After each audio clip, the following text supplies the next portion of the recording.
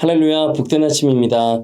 새 찬송가 450장 내 평생 소원 이것뿐 함께 찬양하시면서 1월 10일 금요일 가정에서 드리는 새벽 예배를 시작하겠습니다.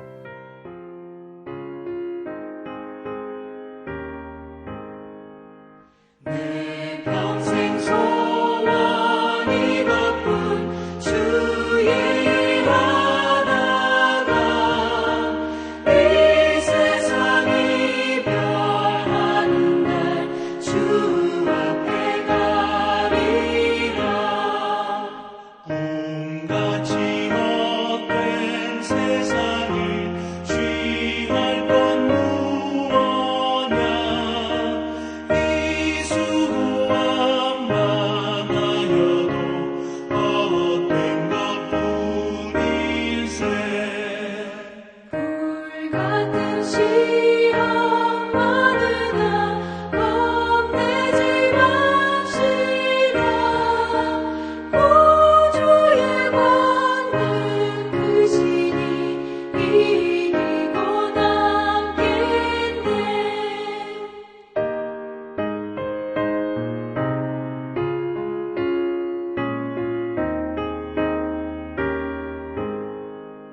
금보다 귀한 믿음은 참복에 되도다.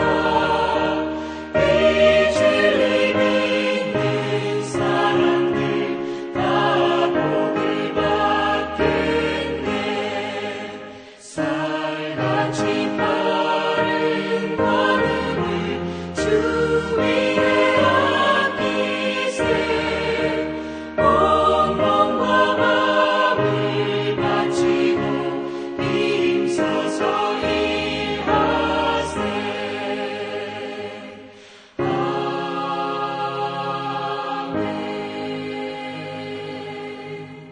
1월 한 달은 올해 교회 표어인 Here I am 이 주제를 가지고 기도하고 있습니다.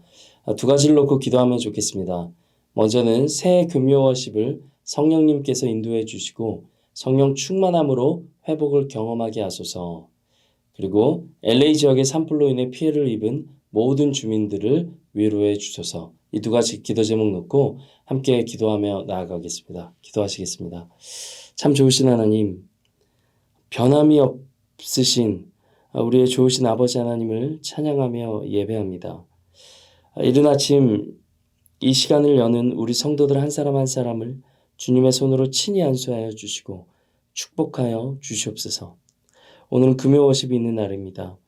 이전에도 그랬듯 놀라우신 주님의 은혜를 이 금요 워십 시간마다 부어주시고 이 예배를 통해 회복과 영적 부흥을 경험하는 이들이 나타나게 하여 주시옵소서. 지난 화요일부터 시작된 산불이 LA 전 지역으로 퍼졌습니다. 피해를 입은 우리 성도들과 모든 거주민들을 위로해 주시고 긍휼의 손길로 우리 모두를 덮어 주시옵소서. 이 시간에도 수고하는 소방관들의 안전을 지켜주시고 속히 산불이 진압되어 주님의 평강을 우리 모두가 누리게 하여 주시옵소서. 이제 주님 주시는 말씀 듣기 원합니다. 말씀이 깨달아지는 은혜 허락하여 주시고 말씀 앞에 우리 삶을 순종하여 결단하는 시간이 되게 하여 주시옵소서. 감사드립니다. 예수님의 이름으로 기도드립니다. 아멘. 오늘 우리에게 주시는 말씀은 누가복음 1장 1절에서 11절까지의 말씀입니다. 함께 읽겠습니다.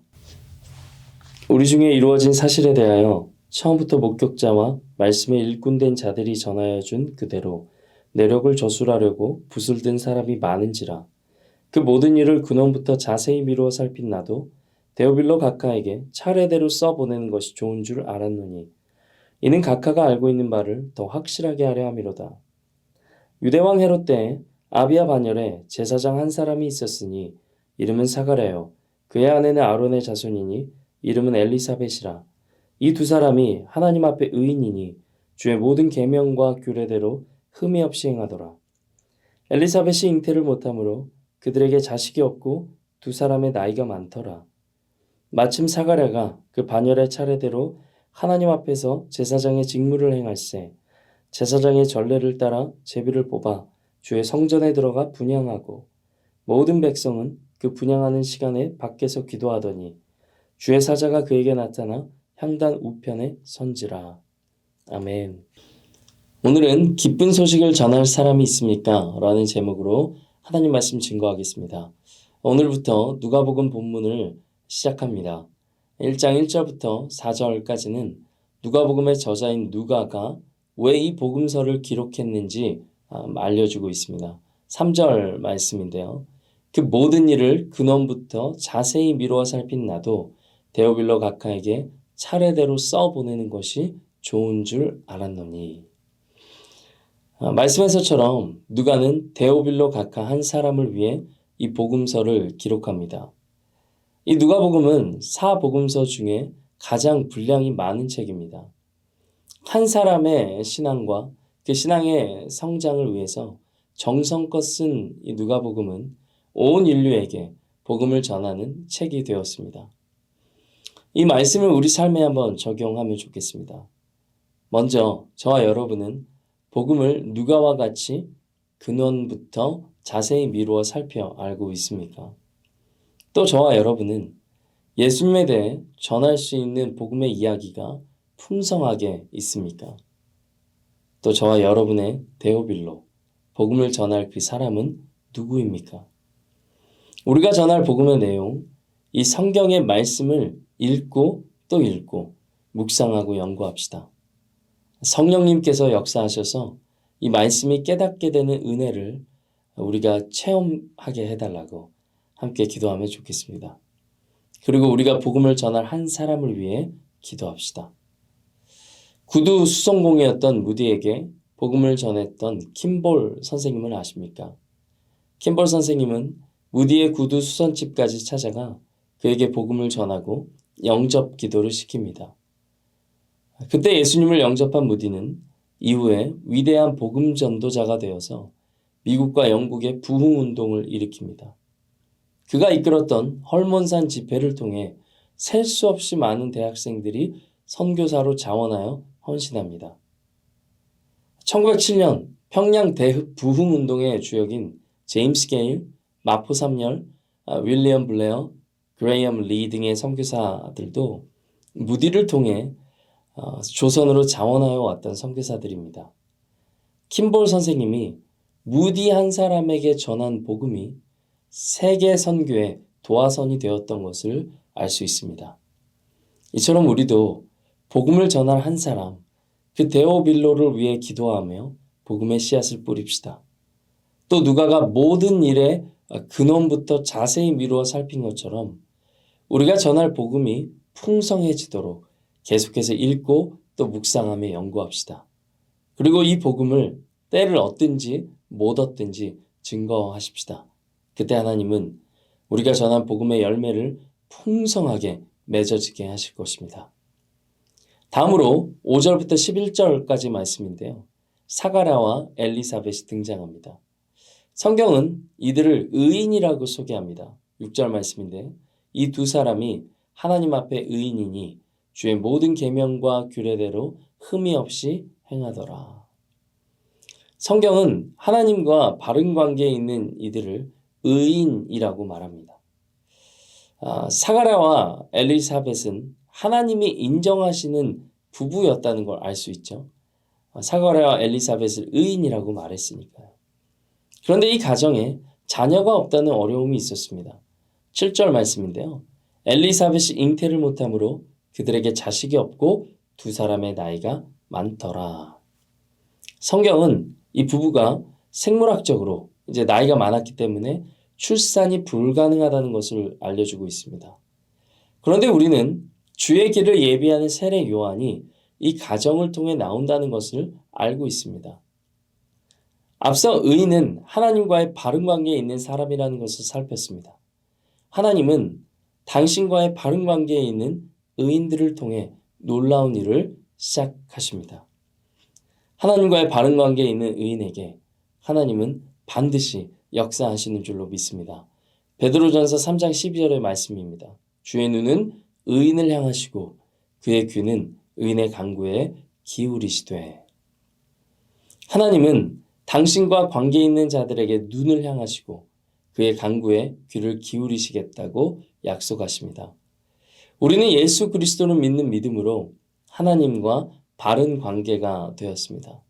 이 관계를 더욱 풍성히 누리시는 한 해가 되기를 소원합니다. 이제 마지막으로 8절 말씀을 함께 보겠습니다. 마침 사가랴가 그 반열의 차례대로 하나님 앞에서 제사장의 직무를 행할세. 하나님께서 이 가정에 기적을 행하실 때 마침 사가랴가 제사장 직무를 행할 때였습니다. 이 8절의 첫 단어에 주목하면 좋겠습니다. 마침. 성경은 이 일이 우연하게 일어난 것이 아니라고 말하는 것입니다. 하나님은 사가랴가 반열의 차례대로 제비를 뽑아서 성전에 들어가 분향할 때 그때를 맞춰서 천사를 보내셨습니다. 하나님은 이들의 고난을 해결하실 때와 시기를 보고 계셨던 것입니다. 그리고 주의 길을 예비할 자녀를 품을 가정으로 이들을 택하셨습니다. 그런데 이 가정에 자녀를 미리 주셨어도 되었을 텐데 왜 이렇게 늦게 주셨을까요? 말씀을 묵상하면서 하나님은 당신과 바른 관계에 있는 가정을 찾고 계셨다는 마음을 받았습니다. 이런 가정을 찾기가 쉽지 않으셨을 거예요. 또 엘리야의 심령과 능력으로 주님보다 앞서서 주의 길을 예비해야 하는 자녀를 키울 수 있는 가정이어야만 했습니다. 그러니까 그런 부모를 찾기 쉽지 않으셨을 거예요. 사가랴 엘리사벳 부부가 그들의 자녀를 사명으로 키워낼 수 있는 때를 기다리고 계셨던 것입니다.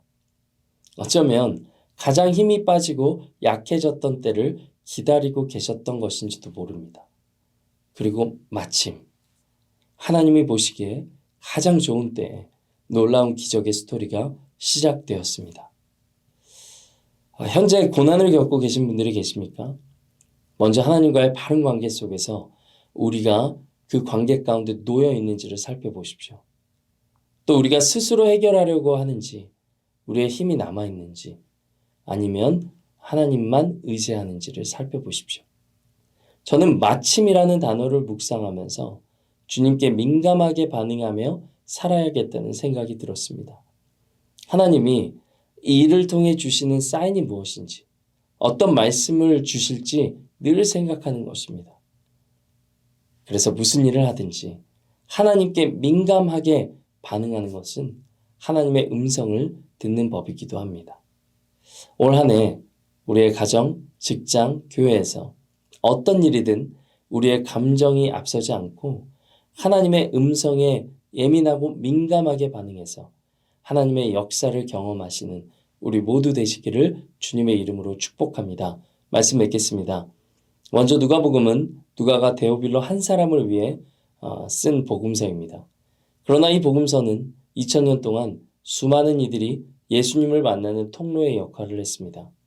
저와 여러분의 데오빌로에게 전할 복음을 읽고 연구하며 전합시다. 다음으로 하나님은 하나님과 바른 관계에 있는 의인을 오늘도 찾고 계십니다.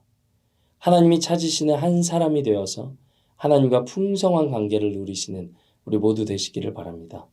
마지막으로 마침 하나님께 민감하게 반응하는 자들이 되기를 원합니다. 오늘도 역사하시는 하나님의 일하심을 경험하게 되는 우리 모두 되시기를 주님의 이름으로 축복합니다. 네, 함께 말씀 생각하시면서 기도하겠습니다. 우리 모두를 누가와 같이 전도자의 사명으로 부르신 하나님을 찬양합니다. 우리가 복음을 전할 한 사람을 통해 많은 복음의 열매가 맺혀지는 축복을 누리게 하여 주시옵소서. 무엇보다 하나님과의 바른 관계를 맺는 자들이 되게 하시고 하나님의 일하심에 민감하게 반응하는 자들이 되게 하여 주시옵소서. 감사드립니다. 예수님의 이름으로 기도드립니다. 아멘. 계속해서 갖고 계신 기도 제목들 가지고 나아가겠습니다. 복된 하루 되시기를 바랍니다.